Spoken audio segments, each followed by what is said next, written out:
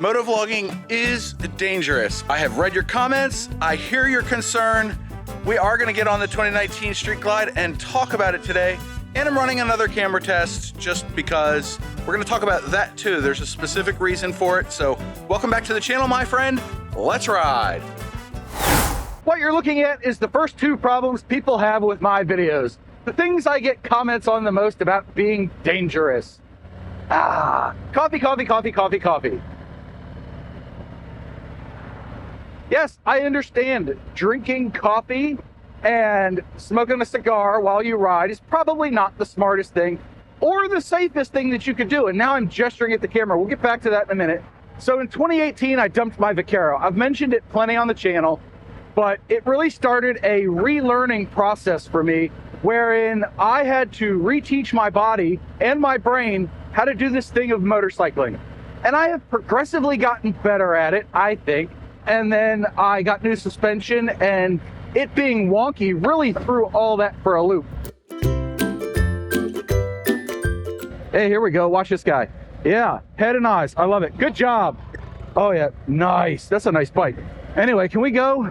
I have a stop sign. I have to go. I'm focusing on the art of motorcycling right now, and I like to leave myself notes in the video so that I can take notes for future.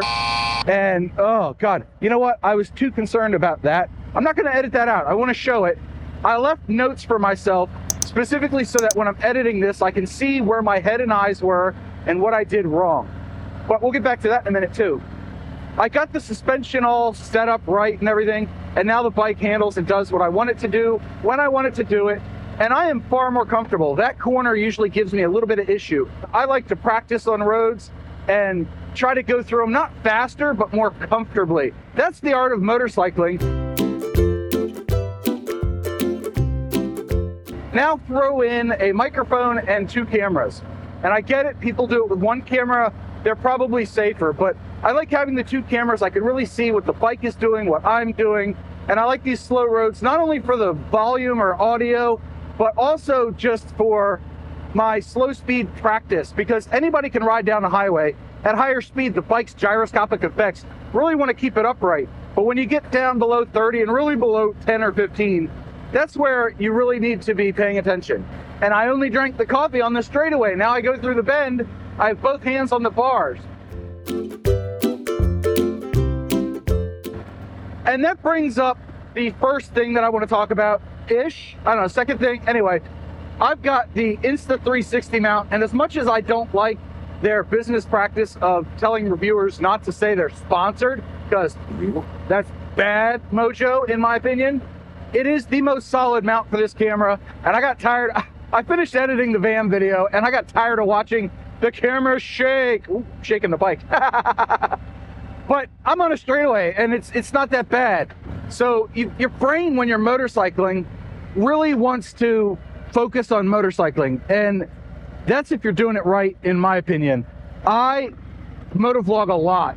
I have 640 some videos as of this point on the channel, and they all involve some level of bikes, right? Almost all of them. Look at this. Hey, we got two guys riding together. Let's wave. Yep, we're distracting from the car in front of us that's now slowing down. But here's the thing. I have a lot of practice at it.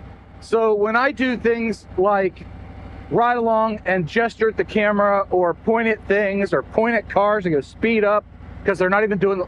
It's bad when I complain they're not even doing the limit. It's out of a place of practice. My eyes are focused here, but also looking over there. I've got one hand on the handlebars most of the time. We've got a boneheaded mower, so we're gonna pull to the left of our lane, make sure that, yep, look at that blowing crap all over the... I wonder if any of that showed up on camera. But look, we have the notes, we have the practice. I consider myself an expert at motovlogging. I just can't stop laughing at it. The physical act thereof, not the actual, like, being good at it. I do the best I can, and I try to improve with each video, but that's not what this video is about. This video is about more coffee on the straightaways. But I think you need some level of comfortability on the bike to be able to motovlog. I noticed that when my suspension was out of whack and I was trying to figure it out, that the only thing I could really intelligibly speak about was the suspension and what the bike was doing. So those videos ended up a little bit different than my normal wee animated road reality crap. I get that. I really do. Man, there's a lot of bikes out today. Good. It's only 90 degrees at the end of July. Sunday afternoon. We're on a Sunday afternoon cruise. Not even doing the speed limit. I'm not really angry about it, just a little bit. But this Insta360 mount is a two-handed job, like I mentioned in the review video here, that it takes two hands to get the camera on and off. So that will stop me from doing any handheld shenanigans, which will make my wife happy. She don't like it when I do that. Doesn't like it. Grammar, John, grammar. But it also moves things out of the way, and there's less distraction trying to interact with the touchscreen. I know you can use the hand controls for that. I prefer the touch thing. It's just what I do. Oh, good, they're pulling off. Whew, it is hot, hot, hot out. I gotta take a breather. Now with them out of the way, now we're up against the next SUV. Yep, they're gonna slow down for the speed bumps. See, you gotta pay attention to the road. So we've got all this stuff going in. It's dangerous. I'm doing a bunch of other stuff. But like I said, I have a lot of practice, which I wanted to get back to. I think this is one of the things. Anyway, I lose my train of thought all the time because I'm too busy focusing on motorcycling. Ooh, there's one more thing in there, but we'll get back to that after this. Anyway, Kelly Clarkson. Oh my God, slow, slow. Anyway, with regards to new motorcyclists, I don't understand how people learn how to ride a bike and start motovlogging at the same time. It boggles my mind. I know I spent the first couple of years on a motorcycle just trying to get comfortable doing it and trying to figure out where the limits were non-destructively, so not wrecking. And I found some of them, and I got into a comfort zone. Come on, dude, get out of the way. Pull off. You're killing me. I don't mind doing the speed limit, but 10 under is a little ridiculous. Skip. Thank goodness they're going to the right. I am going to the left. I want to hit this corner I hit on my last ride. That was awesome.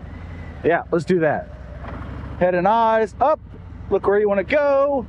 Fairly smooth, fairly comfortable. That was nice.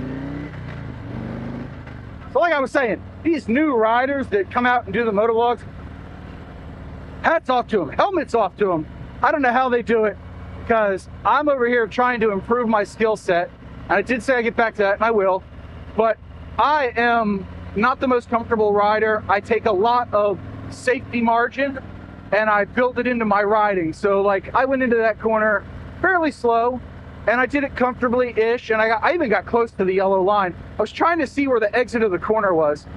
And that's the thing, like, I'm trying to improve how well I motorcycle, so the note-taking is good. When I watch this back in editing, I can figure out what I did right and what I did wrong in every corner that I recorded. One of the things that I noticed, and it was made plainly obvious to me while on the van ride, was that my head and eyes need to be way further out.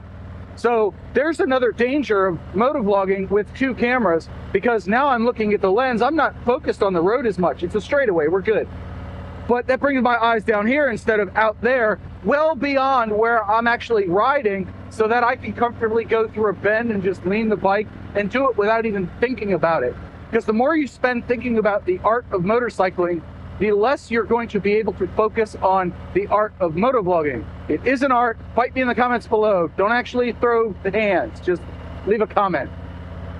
But hey, speaking of comments, how's your day going? Are you having a good day? I am having a great day. I mean, look at this. I can lean the bike, look at my head and eyes. Deer, deer, deer. Wow, I did a thing. Hello, Mr. Deer. Bye. And the baby. And I kept half an eye out that way so that I might be able to see them if they were coming the other side. Look at that. We avoided a near collision. It's not a near miss, because a near miss implies a collision happened, but it didn't. So in the spirit of transparency, I did spend the last half an hour riding along, practicing my head and eyes, keeping them up, and it was much more comfortable. So practicing the motorbiking, this is a note for future John and you get to benefit, right? But we're on a road I haven't been on in forever, so I'm gonna see if I can do it more comfortably now than, I don't know, a year ago, the last time I rode it, whenever it was. But here's the kicker. I don't come out here and just say motor vlogging. I don't come out here and just say motovlogging is dangerous. I'm going to provide some solutions to make it less dangerous. The least dangerous thing is to just not motovlog. If somebody wants to strap a GoPro or whatever action camera to their helmet, go for a ride and just record the scenery with no audio and any of that stuff, fine. You're probably like the least dangerous. But there's danger inherent to motorcycling. There's danger inherent to getting out of bed. I got out of bed this morning and my toe hurts. Don't ride inebriated or in severe pain or sick or anything like that. That adds to the danger, and it adds doubly so when you're motovlogging. I have a lot of experience riding with minor and major aches and pains and all that. So again, I'm gonna chalk it up to, I'm an expert, pat myself on the back or something. But really, I'm just a jackass out on his Harley having a good day, having a good time. Hey, if you're having a good time watching a video, poop the like button. It's kind of a long one today, right? They're all long road reality videos. He doesn't put out a short video. Whoa, look at that. That was cool. I noticed that corner tightened up ever so slightly. I just dove that bike right in, just pushed on the handlebars, and the girl leaned over. That came out awkward. Anyway, solutions, right?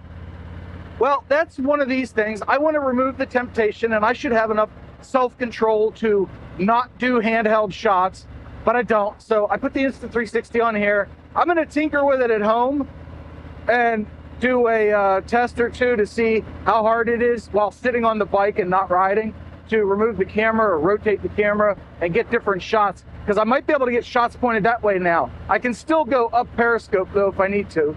That shouldn't be an issue, but it is way, way, way more solid. It moves around about as much as this Freedom Shields windshield. Another plug for them because they're awesome. I love this windshield. Not because they paid me, they didn't, okay? I haven't had any contact with them in months. Yep, I see you. Yeah, look at that, see? Gesturing at the camera and seeing a yellow Lexus pull out. Thank you, Lexus, for being yellow.